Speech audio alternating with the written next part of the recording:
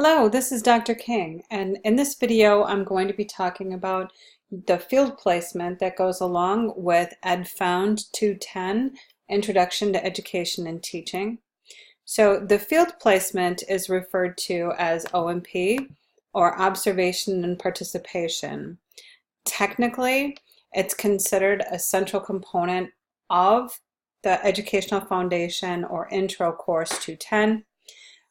It's a requirement in order to pass the course. It's also a requirement in order to pass the portfolio component that's attached to EdFound 210. During O&P, students spend a total of 40 hours in an educational setting.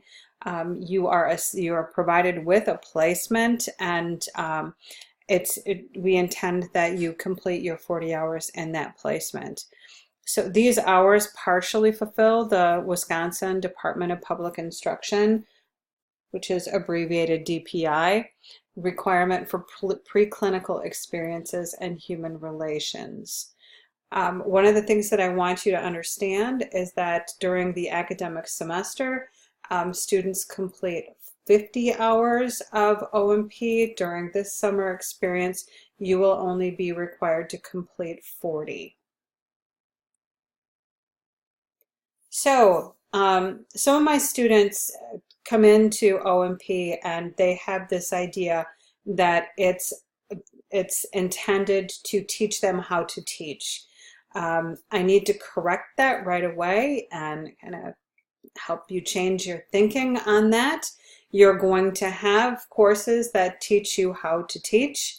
The purpose of O&P is to really start moving your perspective from that of a student to that of a teacher. So your job in O&P is to really study the educational setting that you're in and really look at what the teacher does. And you'll be engaging in some of the hard work of shifting your identity from student to teacher. It may sound easy on the onset, but trust me, it's a more challenging transition than I think many of you really believe. Your job also is to focus on the students, to get you back in the swing of dealing with teenagers and adolescents, and to start thinking about how you're going to develop rapport with all of the students and establish yourself as a teacher. So really you should be focusing on getting to know your students. That's one of the main components of O&P. In addition, you should be studying the different roles and responsibilities required of a teacher and begin to make your career decisions. So this is a time for you to be, really evaluating if this is the field that you really want to go into. Begin to understand the dispositions required for teachers, the standards required for teachers, and really figure out what all is involved in becoming a professional educator.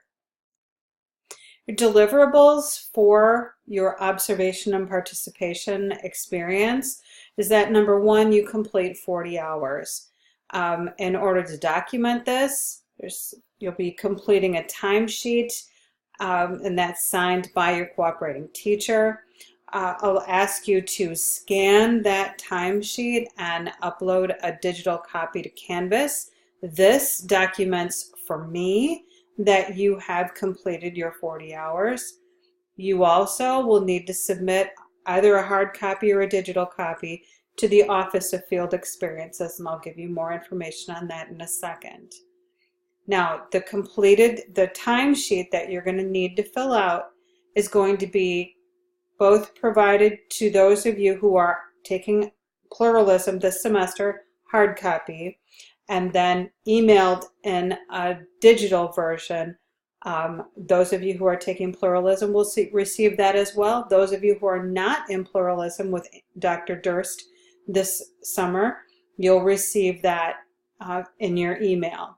It's a pink sheet, and that you're going to need to take with you every time that you go to your O&P visit and have your cooperating teacher sign it.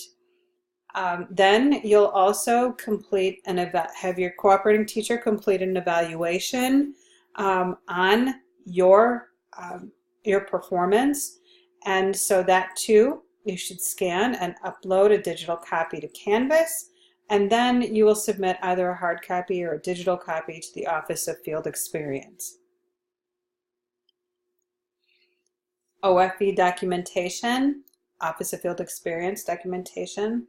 Okay, so as I said in the previous slide, the required documentation for successful completion of your O&P experience is 1, that you complete a timesheet documenting your 40 hours, and 2, that you collect a teacher evaluation on your performance. Now, as I said, you need to upload a digital copy of that to Canvas, which allows me to say that you have passed your portfolio and you have passed the course. Without completion of these submitted to Canvas documenting your successful completion, you will not pass the course and you will not pass portfolio. So you need to make sure that that's done.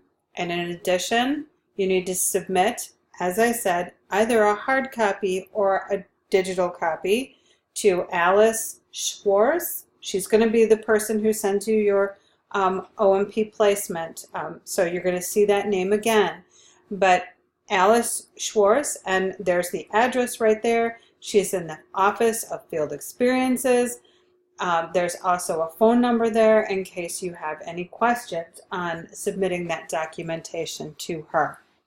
Those of you who are on campus and having class, as I said, with Dr. Durst, you're going to receive a hard copy of these documents and a self-addressed envelope that you can just put these completed documents in and mail them back to Alice. Okay, so the dates and times for your O&P. In the timetable, it says students will establish their own schedule in conjunction with their cooperating teacher. The dates were listed as June 24th through July 19th, mornings only. Now, this information needed to be in the timetable before the schools even set up their summer school schedule, so this was the best estimate that we could provide at that time. We now have the official dates for your O&P, and some of you will be assigned to go to Janesville, and 3 of you will be assigned to go to Stoughton. Those of you who are in Janesville, the dates for your participation are between June 17th and July 12th. The hours that you should be attending are 7:45 to 11, and that's in the morning, obviously. But if you attend that entire morning, you receive credit for 4 hours. Those of you who are assigned to Stoughton, now this one's going to be tighter. So you are assigned to go between June 17th and June 27th. The times that you need to be there are between 8 and 11:30, and you'll receive 4 hours for every time that you complete, or for every single day that you complete. Now, a couple of things here. I want you to try and attend the entire chunk of the morning. Don't just go for an hour. That's a waste of time for everybody. So you want to really work to get those full 4 hours in. Now also, if you stay later to do prep work or to work with students or any of the talk with teachers or whatever, record that time. Make sure that you get credit for that. So any of that sort of thing, if you come early, if you stay late, any of that. Now, I also want to say that if there are events associated with the school you're assigned, so let's say your summer school program involves, let's say, softball, a softball coaching clinic or something like that, and there's going to be a softball game that you can attend or maybe there's a music performance that you can attend. Anything like that, you are certainly welcome to attend, and please record that and take credit for that. So if there's extracurricular enrichment opportunities, anything like that, please, please, please seek those opportunities out and go and participate.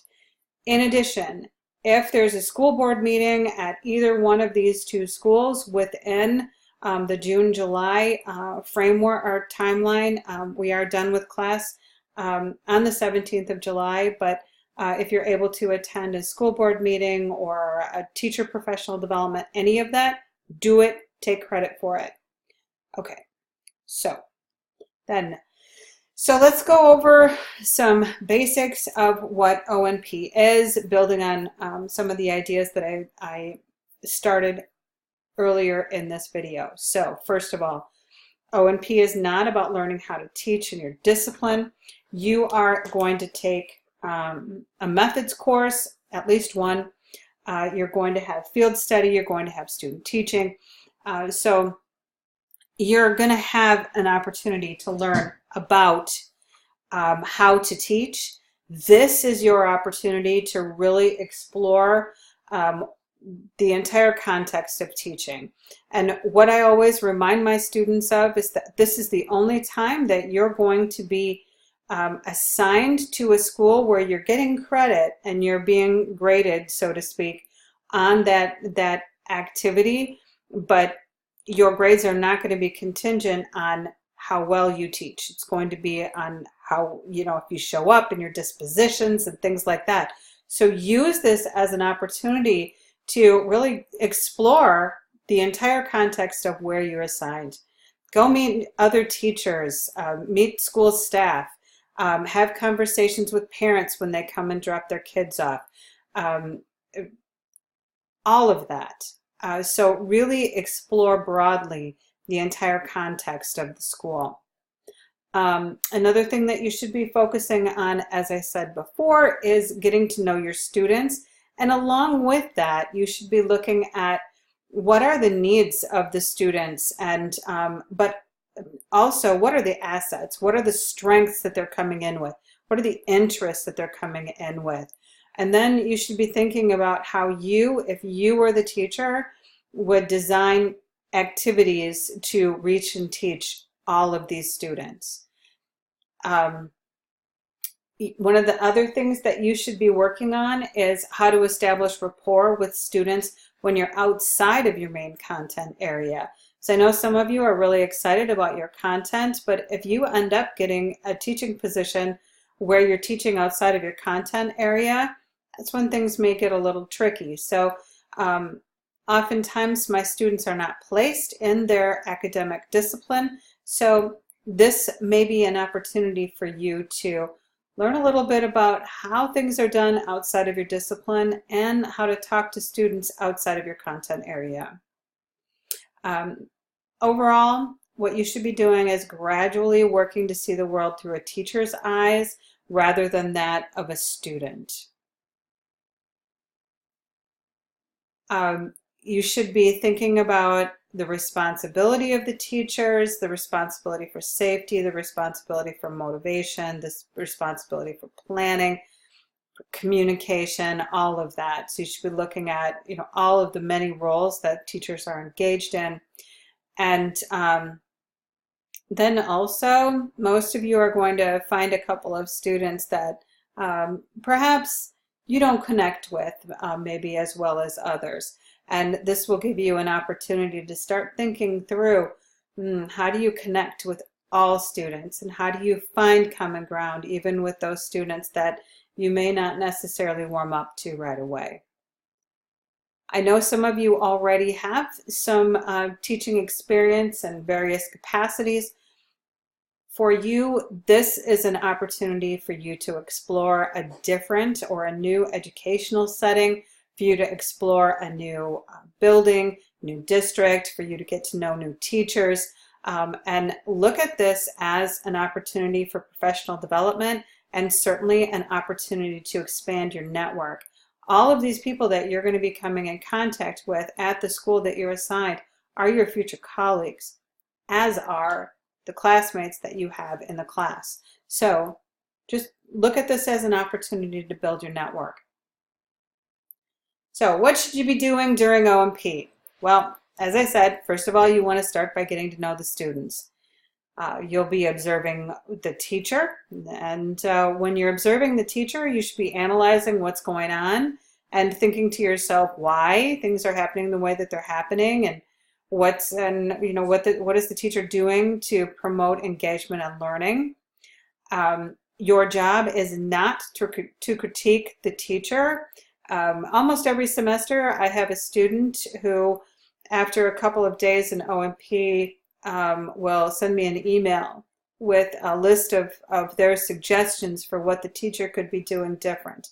And while I applaud the effort of you thinking about what the teacher's doing and how you might do things differently, can you imagine that from a teacher's perspective? Let's say the teacher's been teaching for 10 years. You come in after 6 hours and you've got a whole list of how you would do things differently. That's an arrogance that you probably don't want to voice too much. Yes, you can send me that information. We can talk about it together.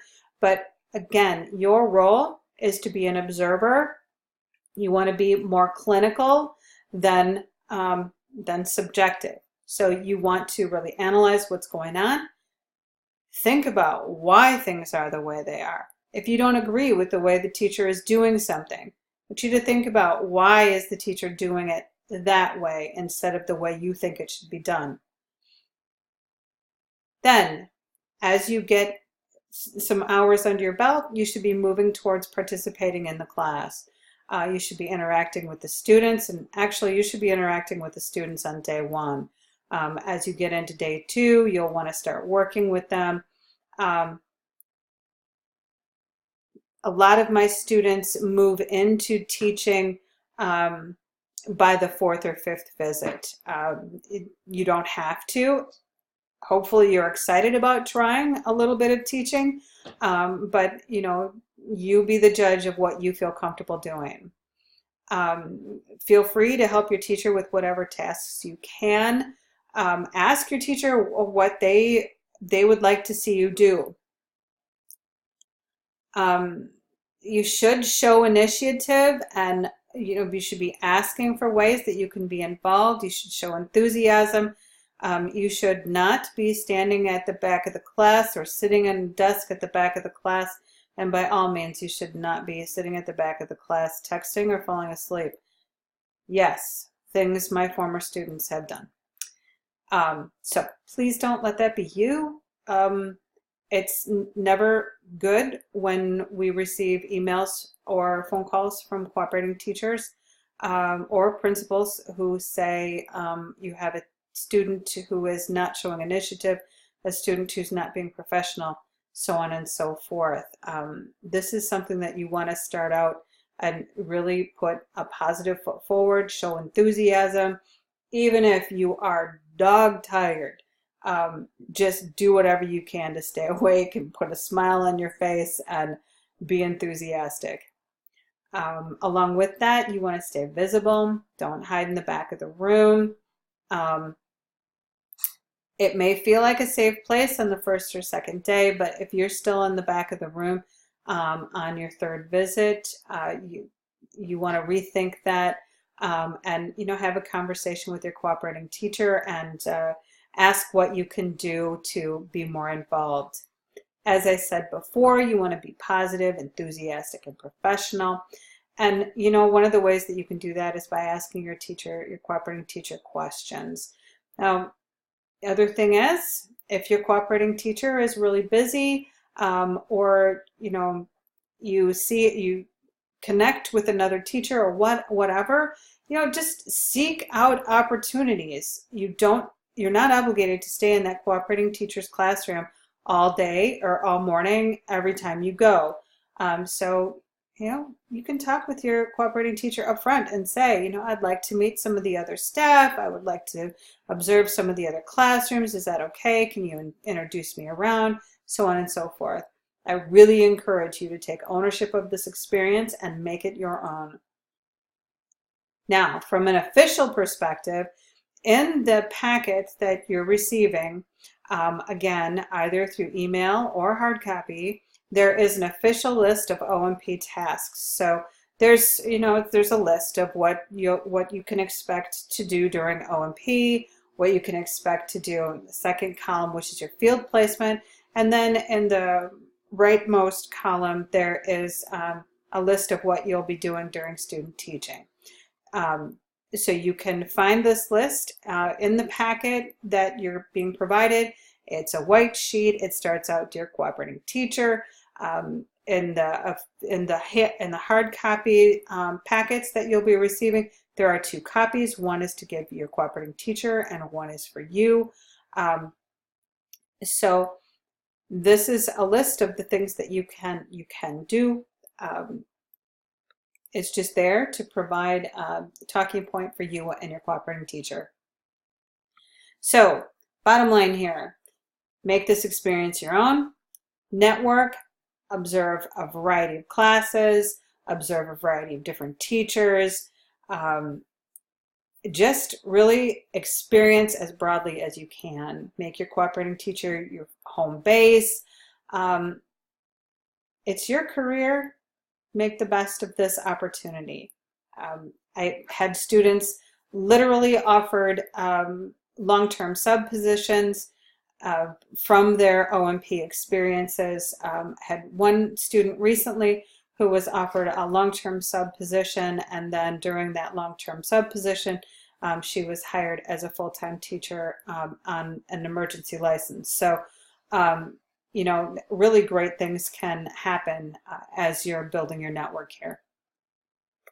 So the process here, what you can expect to happen is you're going to be receiving your official placement. And this is going to come sometime Wednesday, late in the day, Thursday, or possibly even Friday. But it's going to be an email from Alice Schwartz from the Office of Field Experiences, and again, that's abbreviated OFE. And this is going to give you information on what school you're assigned, who your cooperating teacher is. Typically, it includes information on what your cooperating teacher's room number is. And it's going to give you information on how to contact your cooperating teacher to set up your first visit. So, after you receive that placement information, I want you to right away contact your cooperating teacher using the contact process that's provided to you in your placement information. Now, some of you are going to be contacting your cooperating teacher directly. Some of you are going to be contacting the head teacher. Some of you may be contacting the principal. Look in the packet. It will tell you what you need to know. Now, when you are contacting your cooperating teacher or whoever it is that you're supposed to contact, you need to CC me on that email. The reason for that is I've got your back. So if I've got your email, I know that you have sent that message off and you have done your due diligence in trying to make contact. So if something happens and you don't get contact back from that cooperating teacher or that person, I at least can vouch for the fact that you did what you needed to do. So email me or CC me on any of your correspondence. That way, like I said, I can make sure to have your back. Now, in that email that you send off to the person that you're going to be contacting to set up your first meeting, you want to make sure that you introduce yourself very briefly, and then arrange a date and a time that you'll begin. After you have that all set up, and on your first visit, you should arrange your subsequent visits. And once you've got that schedule established, don't deviate from it. Really try hard not to. On a subsequent visit, you want to make sure that you provide your cooperating teacher with the evaluation form that they complete and you collect. Have your teacher sign the timesheet every time you visit. As I said before, scan your completed timesheet on the evaluation, upload to Canvas, send your hard copy to the Office of Field Experience. Now, just a couple of words about email communication. So when you're emailing your contacts to set up your first visit, please be professional. Please don't start your email with hey or hi. Please use formal communication. Dear Mr. So-and-so, comma. Use formal punctuation, no slang. Use a formal greeting. Once you start the body of your message, please introduce yourself.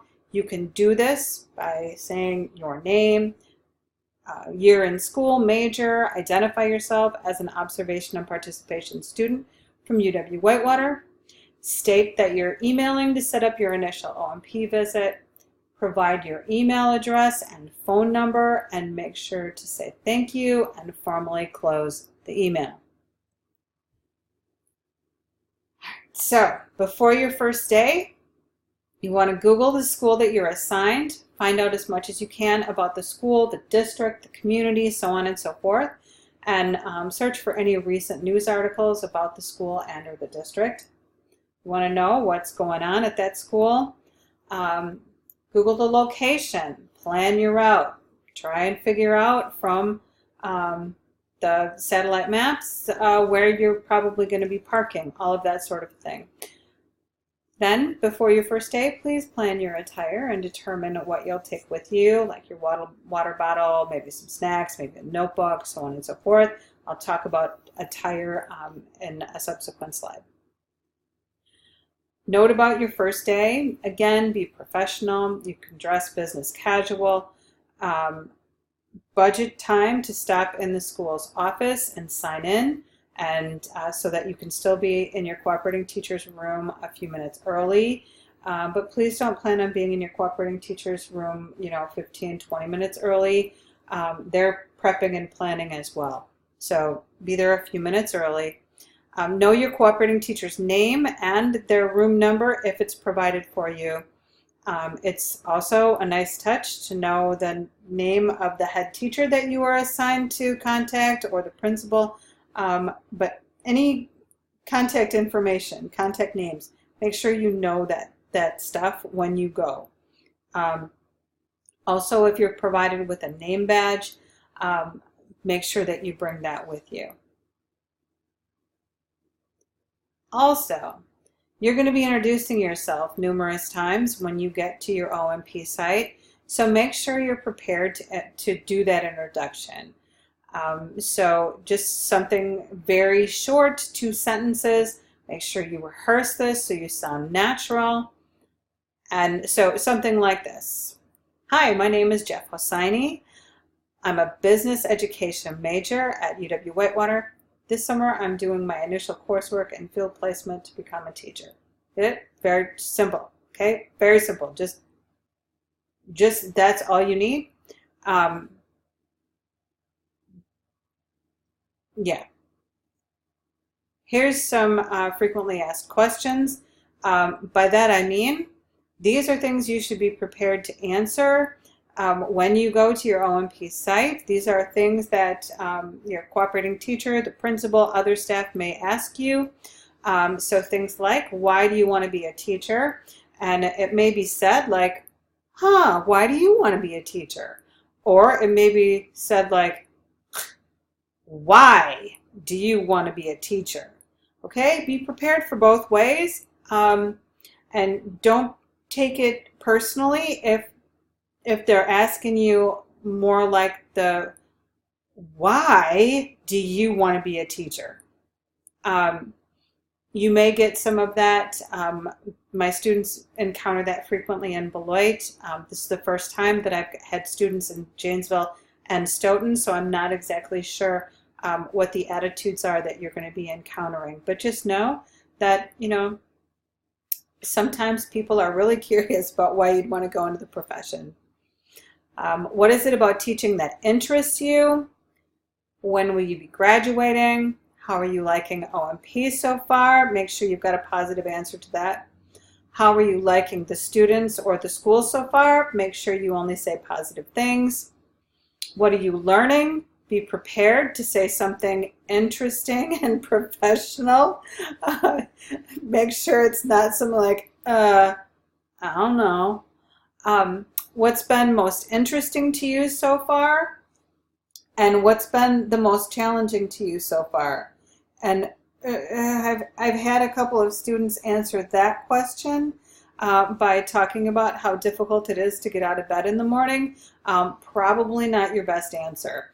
So not only do you want to be prepared to answer these questions, you want to be prepared to answer these questions very well and very professionally. Okay, what to wear. So your first day, you should dress professionally, and then ask your cooperating teacher what you should wear on subsequent visits. Summer school oftentimes is more casual than the academic year. So go in what we refer to as business casual attire on your first day, and then ask. No matter what, you want to both dress for making a first impression and for being comfortable. Being comfortable is really, really, really important. Also, just a side note, something with pockets is always great for teaching. So, again, look professional. You shouldn't be looking like a college student. Be prepared to possibly be in air conditioning, maybe not.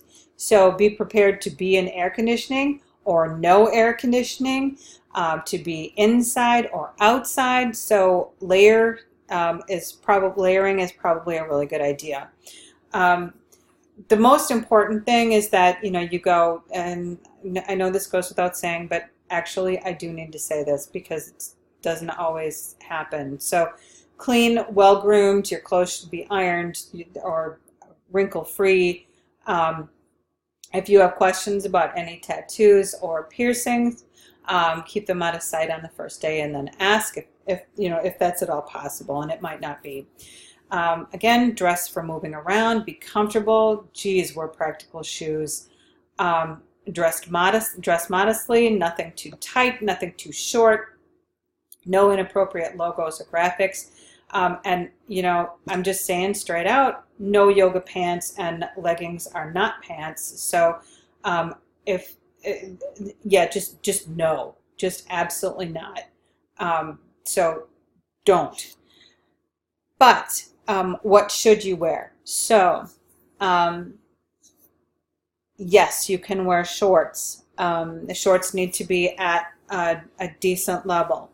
You can wear leggings if you have a tunic or something over them so that you are dressed modestly and you're not showing parts of your body that many of you are going to be dealing with adolescents.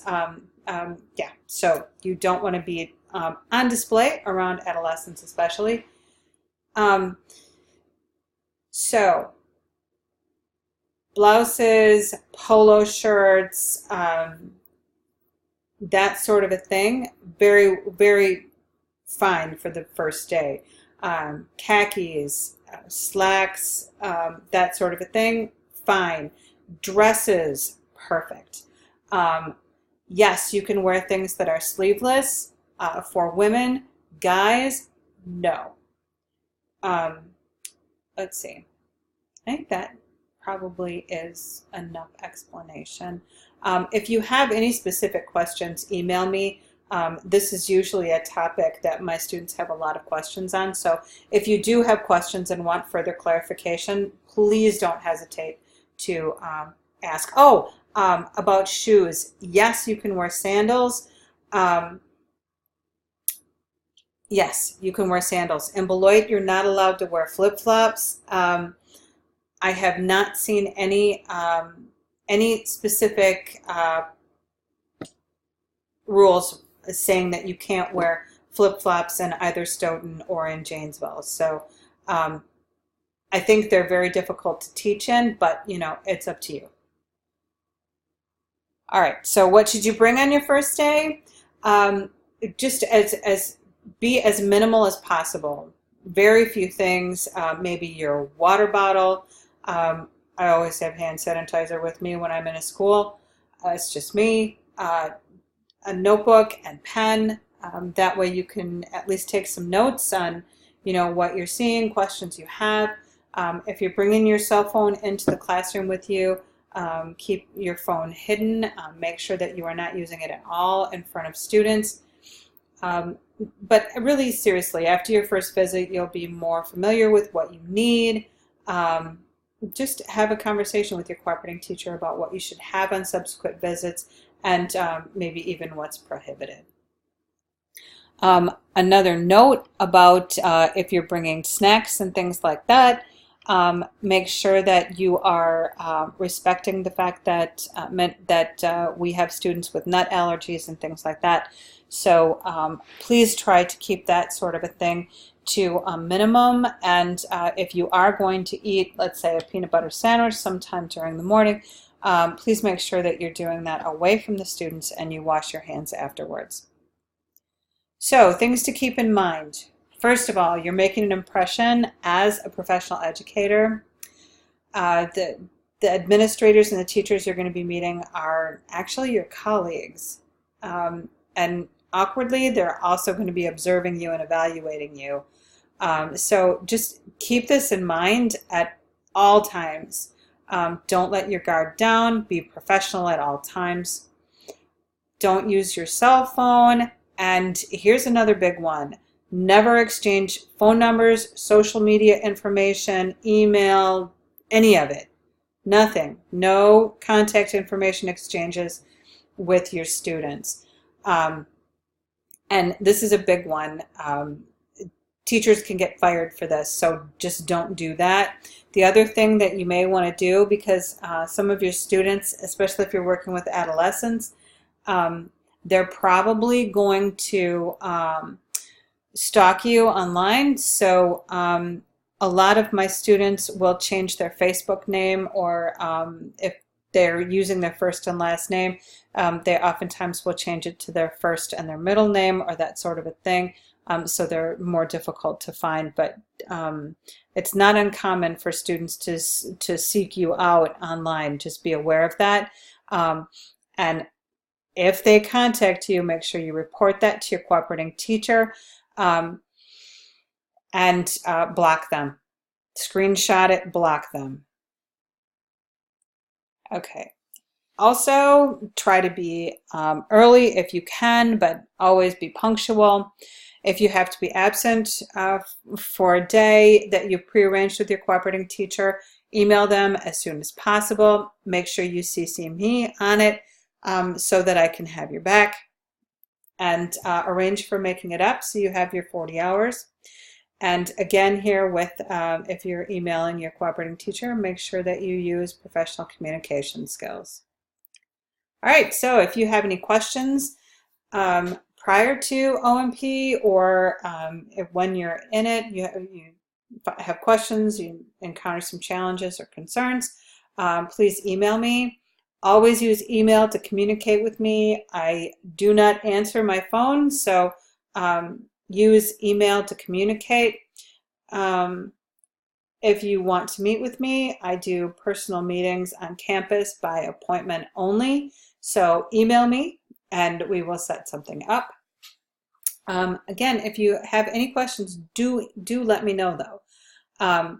You will be receiving your placement information yet this week, and it would be in your best interest to right away when you receive that information, email the person that they tell you to contact and set up your first visit. Okay, so I wish you well, and again, if you have any questions, let me know.